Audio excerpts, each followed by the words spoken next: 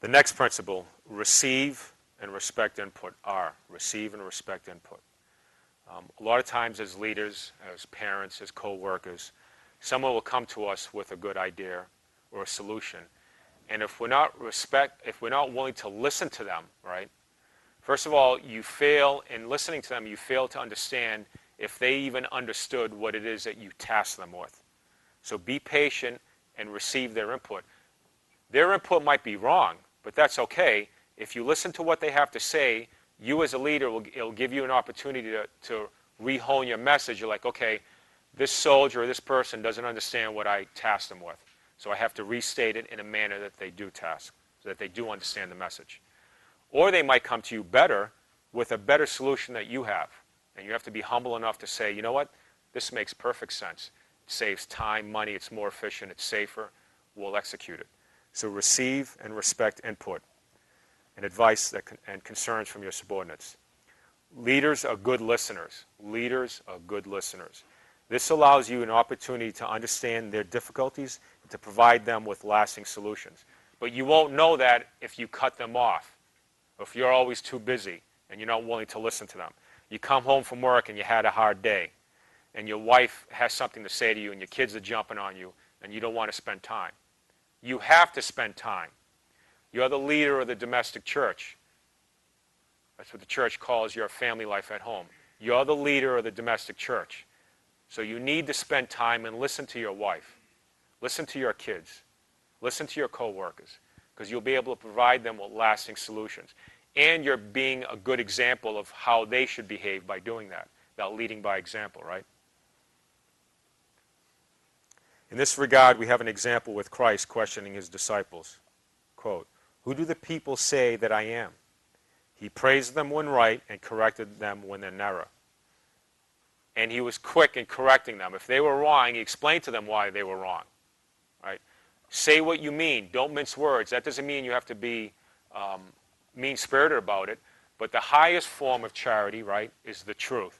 That's the highest form of charity, what the church teaches us, is the truth. So you give them the truth, you tell them what the truth is, and you explain to them why this is the truth so they understand it. But you have to know your faith to do that, right? You have to educate yourself. You can't give what you don't have, as the Jesuits used to say. You can't give what you don't have. During my career with the Army Special Forces, there were countless examples of my men approaching me with solutions to problems. When they provided an appropriate solution, I implemented it. Good leaders listen to the men. Not only do you implement it, but you make sure you give them the credit. Not just to them, but in front of the other men.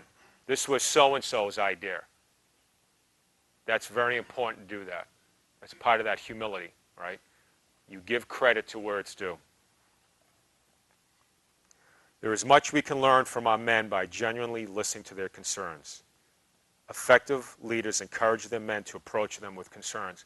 I've been in situations where I saw the chain of command, whether it was on the NCO side or on the officer side, where the men did not feel comfortable to even approach them with serious problems within the chain of command. That's a huge problem. And that happens in our family life and our work life. When you create an environment where your co-workers, your family, your loved ones, your soldiers cannot approach you out of fear or reprisals or whatever the situation that you created, you just failed in leadership. You just failed in leadership. They need to be able to come to approach you with any problem, good or bad. And you need to listen. You need to listen and be that impartial judge. And then give them a solution. Empower them. Go, okay, from this day forward, this is how we're going to correct this. You can't be ranting and raving. You can't lose your temper. They're not going to approach you. And you don't know the problems going on. And it just undermines the mission and undermines the men. You need to listen and create an environment where your family, your loved ones, those that you're in charge with, are willing to come to you with your problems.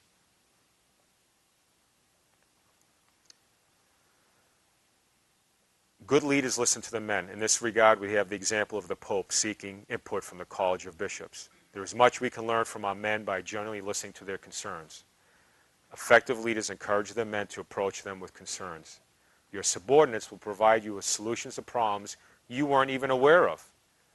In the end, leaders decide which course of action to take remember, ultimately you're responsible. That doesn't mean every time someone comes up to you with a good idea, you have to implement it. But if it makes sense and it's geared towards the mission, then you should implement it and then give them credit for it.